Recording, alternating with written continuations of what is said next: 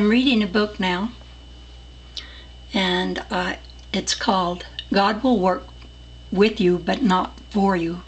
It is by Walter Russell's wife, Lao Russell. It is a scientific answer to human relations. She co-authored it with Walter Russell. And to get to the introduction by Walter Russell. To introduce one's own wife to the world naturally leads to the temptation of exaggeration. I feel myself immunized from that, however, by the impossibility of it. I feel that I can say without prejudice, and quite free from the fact of her relation to me, that hers is the greatest mentality I have ever known. That is saying much for me, for it has been my privilege to intimately know the greatest intellectuals of our time. My wife was born with the spirit of the crusader in her very first life's breath. It was her destiny to search from early childhood for the elusive secret which alone would free man from his belief in evil, which seemingly enslaved him. She likewise journeyed in far lands in her search for that secret, which would awaken the light in man, and thus release him from the chains of his dark. 'Neath the pyramids of Sahara's sands, to tropics of the Indies, and in crowded cities of 4 continents, she searched. But she did not look outside of man for that which she sought. She looked only within him. She looked only into the light of his illumined soul, and it was there in his illumined soul she found the holy grail of her long search. For behold, all that she found there was good, naught but good. And again she journeyed far throughout the world to look into the soul of man to find that which he calls evil. But always and forever she found naught but good in the soul of man. Wondering much where evil could be found in him, she looked again into his senses, and behold, she found evil there, close wrapped in a black shroud of fear and greed that led man to deep chasms filled with phantom gold, which man could never even hold to count, so quickly did it disappear into its black shroud. Looking again more closely to find why the senses of man led him to do these many things, which he called evil, she saw within that black shroud a phantom, named belief in evil, which his senses made into his own image to become that which he believes himself to be. While looking into the hearts of men and women who were fathers and mothers of a disunited, unhappy, fearing world, she was compelled to seek the cause of that disunity and dissolve world fear and unhappiness. Her cosmic illumining led her to envision the cause of world disunity and mankind's lack of knowledge of the meaning of love. Man is not bad, she said. He is not evil. There is no sin anywhere. There is naught but good. Man is still in his early dawn and does not yet know how to live or how to love. He does not yet know who he is or why he is here. Too few among men have yet awakened to their divinity. Therefore, while man is still so new, he must be forgiven, for as Jesus said, they know not what they do. Being God taught, through her soul rather than through her senses, she knew the realities which the senses can never reach. She knew, likewise, she was freed from the illusions of matter in motion, which so greatly deceive the senses that look upon transicity as real. That is why she looked out upon God's universe with eyes of inner vision to know the unseen, and with inner ears to hear that which was still enfolded within the silences. That is why she has always sought within herself for that which she wished to know, and for guidance toward that destiny which was commanded of her to fulfill. This marvelous message, which she has been prepared to give to the world through much communion with God, her only teacher, is the consummation of the task God set for her. She hereby gives God's message to the world to void its dangerous tensions and reverse its downward plunge toward the oblivion for which it is unknowingly heading. My beloved wife is a messenger who bears new knowledge to mankind much needed by him in this dire hour of twilight, which will either illumine him in a new dawn or engulf him in another long night. God has sent many messengers of love to man, by many messengers, to uplift him to high pinnacles from which man has fallen, and will continue to fall until he listens with inner ears to these messages from soul of God to soul of man. God's silent voice forever speaks to all men, but few hear it, and the vast many know not what it means. The very few who do hear it and know its meaning bring messages of love to those who do not know its meaning, to tell them what love means. Man has never known the meaning of these cosmic messages of love, for man, the father of the world family, is not of himself alone. It has been but a scant generation since he resistingly allowed the mother of the world family to come to the very edge of his portals in just one little corner of the world.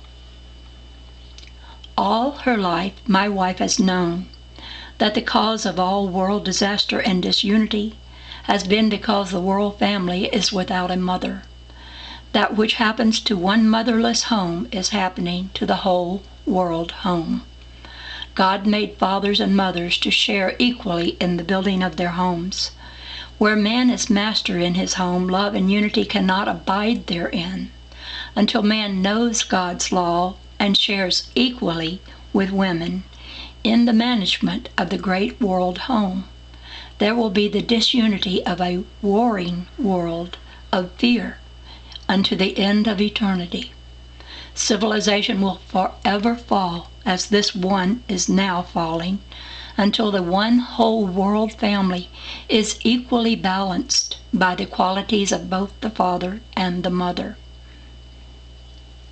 Since her early childhood, my illumined Lao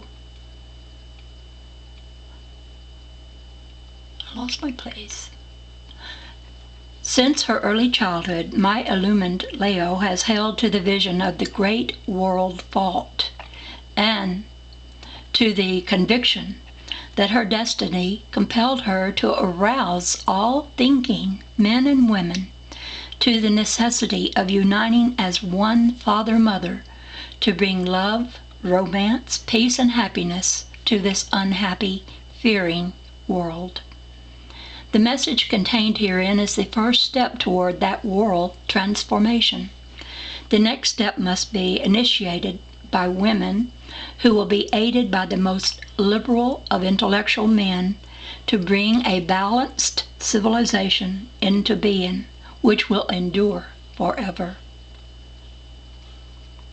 Now I'm going to skip past the table of contents here.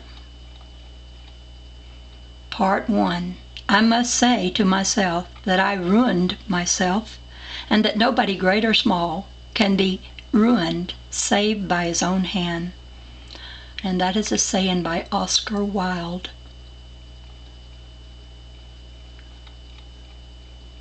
Chapter 1. The 11th Hour. This message is given to man in the 11th hour of his threatened fall into another terrifying abyss of oblivion. It is written from the depths of my soul with the earnest desire that it will not be a lost voice crying in the wilderness. Once more man's hard-built civilization has all the evidence of another fall into the chaos and oblivion of another dark age, and for the same reason It has always fallen. Up to the year 1900, the world had steadily progressed for 8 centuries, but since that time it has fallen to lower levels than it had risen in those 8 long centuries of upward struggle. The world was very friendly about the turn of the century. Wars and the threat of wars seemed to have passed out of world thinking. The pent-up hates of empire-building days were seemingly forgotten. World armament for the protection of neighbor against neighbor had practically ceased. Warships seemed useless and were destroyed by many great nations. Culture was at a high level all over the world. Day by day, great art salons and musical events multiplied, and geniuses were patronized to make the cultural world more beautiful. Then suddenly, in 1914, the old traits of the jungle reappeared, and man once more became the killer and slaughterer. Only this time he killed and slaughtered on the greatest scale ever known. Increasing world unity disappeared, and an unprecedented world disunity intensified. Hatred, fear, enmity, cruelty, and debauchery returned from its forgotten grave and shed the blood of over 40 million human beings in 30 years, besides enslaving countless millions of once free men. Cruelty unknown to the world, even in its 2 inquisitions, became commonplace. Never before in human history had nations enslaved their own people. They made slaves of conquered tribes or of other races, but never their own people, as part of this world had done and is still doing. Millions of our brothers whom we should love, we steamed and baked alive in huge furnaces. Whole regiments were buried alive in graves they were forced to dig for their own burial. Brainwashing added a new and undreamed of cruelty to man's category of heinous crimes. Today, the whole world is divided against itself and must fall unless love and service come quickly enough to save it. No house can be divided against itself and survive, whether it be one home or a world of homes. If multiplied scientific power causes another Armageddon in our divided world, the civilization we have known will end. It is impossible for peace to come by waging war, as it is impossible for love to come by hating. Man wages war in the hope of finding peace, never realizing that the only fruit of war is war, and any seeming peace is but a truce of fear between wars. Have we not suffered enough to say, Lord, save us from ourselves, lest we destroy ourselves? Or must we suffer more and still more until there are too few left to fight?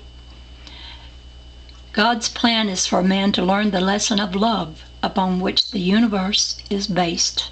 He can learn that lesson only by giving love to his neighbor, for re-giving by his neighbor. Service to one's neighbor is the highest principle of life. The value of every man to every other man is the greatest source of man's wealth and prosperity.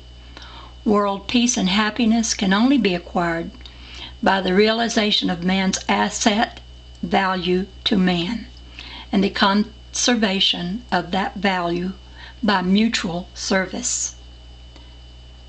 Instead of that practice, mankind has been engaged in the lowest conceivable practice, which is man-killing for greed. Over 60 million men have been employed for 40 years in making man-killing the greatest of all world industries. Over $400 billion have been spent to kill men instead of obeying the brotherhood of man law. Man-killing itself was insignificant in numbers during past centuries. Its growth has been so rapid that our modern civilization has killed 30 times as many humans in 50 years as the total number killed in the 5 centuries preceding the 17th century. The difficulty in killing men was great when the bow and arrow was the principal weapon. It became increasingly easy to kill men as the bullet, projectile, torpedo, undersea boat, and bomber plane supplanted the bow and arrow. It is now possible to kill every man, woman, and child within a radius of 20 miles with only one bomb. Surely the ease of killing men has multiplied to undreamed-of proportions, when we can now kill 5 times as many men in a few minutes as Napoleon killed in all of his campaigns. Is it not time, therefore, that thinking men should get together and look at our degenerating selves as we really are, instead of through a rosy mirror, which pictures our brutal, barbarian, cruel civilization with an unearned halo of glory? Have we sufficient strength of character to admit that every high stage of our prosperity has been acquired by plunder, piracy, slave-making, slave-dealing, and vast exploitation of the weak by the might of greed in man? Is it not also time to give deep thought to the fact that our strictly man-ruled world has always been a warring world? Man has always expressed man-nature, inherited from his primate fighting jungle days, by marauding, conquering, piracy, slavery, and killing for greed, while women have loved and served and given life to the world. Where man and woman work together as one to make a happy home, they always succeed. Might it not be that a happy world is as impossible without the romance of unity and equality of world fathers and mothers, as a happy home would be? Man-greed of man, the conqueror and warrior, has made the kind of world which faces us today. With love and romance crucified by greed, what hope is there for survival? There is only one sure way to save mankind from his threatened self-annihilation, and that one way is through new knowledge of man himself, dynamic knowledge of who he is, what he is, why he is here, what his relationship to other men is, what his relationship to God and his universe is.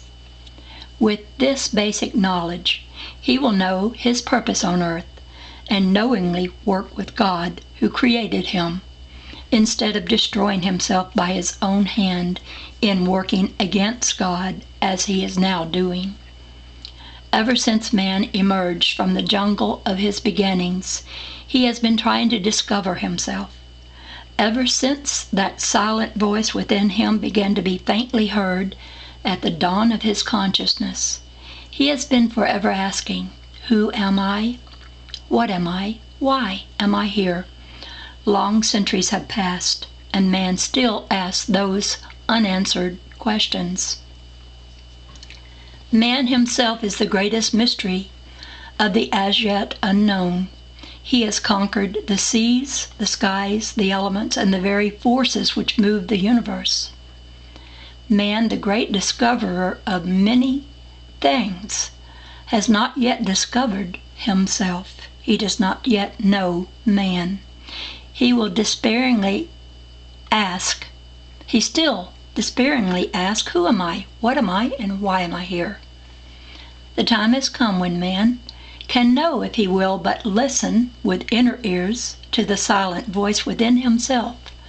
There have been those in past ages who have made that supreme discovery. These have tried to tell others, but their words had no meaning for a primate man. Then came the Supreme One who knew. He tried to tell man of his divine heritage and of his God of love and of his oneness with him and with all men. But he died on the cross. His words had no meaning for primate man of that day. They still continue to worship a God of fear, a wrathful God whom they sought to appease with blood sacrifice. even unto this day, mankind has never fully comprehended the teachings of Jesus, the consummate scientist of all time, whose few words contain the greatest knowledge ever given to man. In them is the complete answer to the identity and purpose of man. In them is also all knowledge of cause for which world-renowned scientists have so hopelessly sought. These still ask, who am I? What is gravity and energy and light? And what holds the atom together? Jesus plainly answered even these questions for the future ages of man, and pointed the way to their understanding, but men looked, and still continue to look, the other way. They do not comprehend. Even though men crucified Jesus, the divine messenger of love, who brought good into the world to supplant evil, there were those who believed on him. Love survived its crucifixion, even though those few who believed on him with great faith did not comprehend his deeper meanings. There are but few in our world of today who comprehend his deeper meanings. God, man, woman, and nature are the only elements man has to know and to interrelate in order to build an enduring civilization. Man's lack of knowledge of these elements and how to interrelate them has caused his hard-built civilizations to fall many times, as it has again about to fall, unless man can be transformed by the renewing of his mind in time to save himself from that dread catastrophe. This new concept is, in reality, a new understanding and a new interpretation of the teachings of Jesus, the only fully illumined Christ-conscious mystic of all time. Jesus gave to the world a complete way of life which would have endured forever if men had but comprehended him. Man was still too new, too close to the jungle of his primate days to even faintly comprehend him. People of this electric radio conscious age are now fully able to comprehend his teachings if they will but throw off old pagan traditions which have been too securely riveted into the thinking of this age. If Jesus were here today to give to the world his supreme knowledge, his greatest obstacle would be in overcoming the pagan misinterpretations of his own teachings, which have built up impregnable walls of superstition, evil, magic, and belief in the miraculous and supernatural around man's thinking. When one realizes that many of our highest intellectuals believed in witchcraft and burned witches alive within the last 200 years, it is easy to see how strong a hold early pagan thinking has upon modern thinking. This will be the greatest obstacle in presenting the real meaning of Jesus' teachings herein. There are many, however, who are ready for new comprehension. If those who read these teachings are sufficiently open-minded to accept them, then we can in fact save this world from its threatened oblivion and replace it with an enduring world of peace, happiness, and goodwill to men. This high pinnacle can be reached only by unifying the whole world into one family. Let us therefore transform the world by the renewing of the world mind. That transformation can take place only by acquiring knowledge of man's inseparable and eternal moment-to-moment unity with a comprehensible God, and of man's unity with man, woman, and nature. The world could have had a dynamic knowledge of God and of his relationship with man long ago, instead of the vague imaginings it now has. If he had comprehended Jesus' teachings, he told man to look within himself to find the answer to all things. What did he mean by that? What is there within man which could be the kingdom of heaven and all things else? He meant mind. He meant that all there is in this universe is mind and body, which means creator and creation, and which also means cause and effect. And that is the answer to all things. It is the complete answer to what God, nature, man, woman, energy, science, sound, stillness, motion, and all things else are. God's mind and the electric pulsations of his divided thinking constitute the entirety of this universe. Beyond that, there is naught else. God's omnipotence, omnipotence, living, conscious mind is eternally at rest. God's electric thinking is eternally in motion. His electric creative thinking extends from centers of stillness to create bodies which live for a period of time to manifest his knowledge of power and action. All living bodies thus extended from him to express his energy by action must then return to him for a period of rest before again extending into another pulsation of action. This is the principle known as reincarnation, or repetition of body patterns, which is the characteristic process of nature. Man conceives these thought pulsations of the living thinking God to be living and dying bodies of people who have identity and reality. In this tragic misconception lies all the ills which man has made for himself, all of them without exception, from business failures to divorces, from degenerative diseases to wars, from frustrations to insanity, and from the periodic rise and fall of whole civilization. Oh, the pity of it, and why?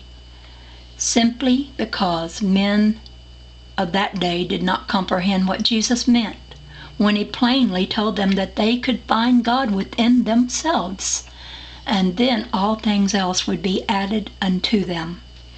Instead of comprehending and believing him, the mass mind of the world then and now looks outward toward transient, pulsing bodies of living, dying physical matter for their realities, instead of to their centering, spiritual soul mind.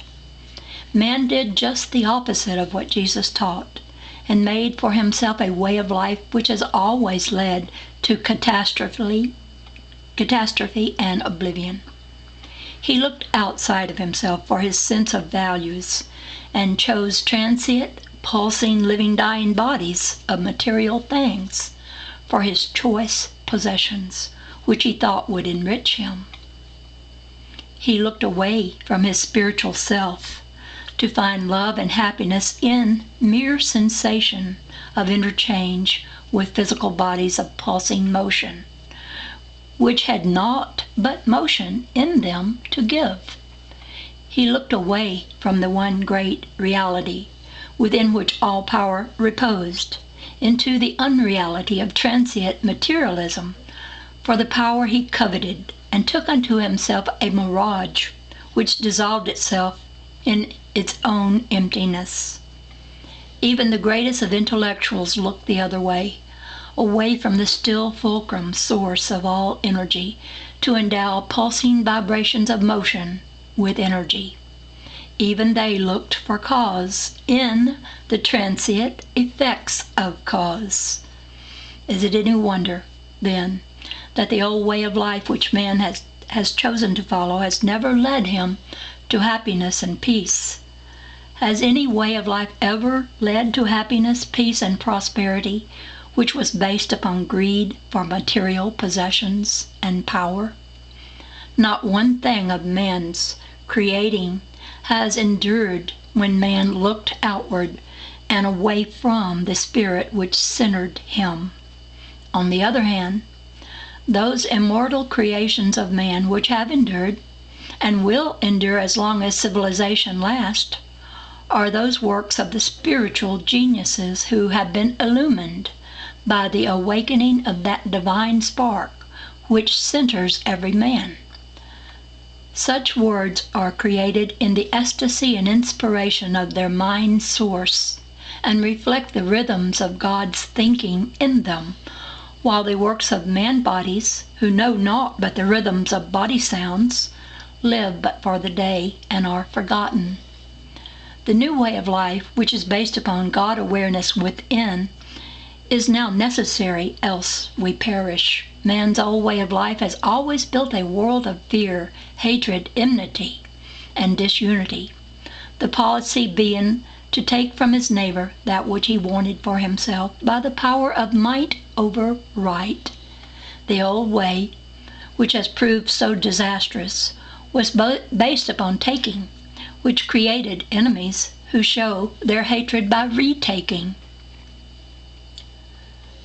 The new way will be based upon giving, which creates friends who show their love by re-giving. In my husband's message of the Divine Iliad are these words: "All men shall come to me in due time, but theirs is the agony of awaiting." By working knowingly with God's universal laws, our present agony of awaiting can be over, and all men and women can look forward to living in heavenly peace and happiness as one united world family. It is a tremendous challenge and a tremendous goal, but it is a prize in which all mankind can share. Okay, I will